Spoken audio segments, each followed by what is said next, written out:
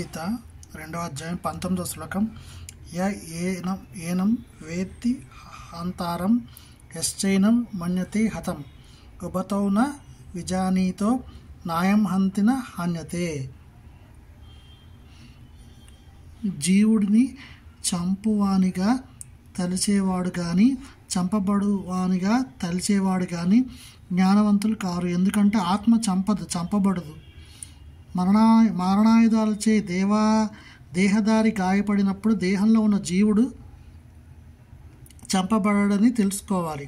ఆత్మ ఎంత సూక్ష్మమైనదంటే ఎటువంటి ఆయుధమైన చేతనైనా దాన్ని చంపడం అసాధ్యం. ఇది రాబో శ్లోకాలలో స్పష్టమవుతుంది. అంతేగాక ఆత్మ స్థితికి కారణంగా జీవుడు చంపబడింది లేదా చంపబడేది కేవలం దేహమే. అయినా ఇది దేహాన్ని వధించడాన్ని ప్రోత్సహించదు. మా హింసాత్ సర్వభూతాన్ని, ఎవరిని పట్లను హింస చేయవద్దు అనేది వేదాదేశం. అలాగే జీవుడు చంపబడని అవగాహన జంతువధను ప్రోత్సహించదు. అధికారం లేకుండా ఎవరిని దేహాలను వధించడం హేయమైనది.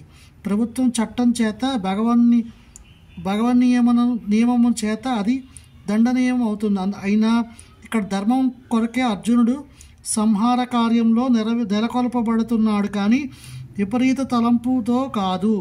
హరే కృష్ణ.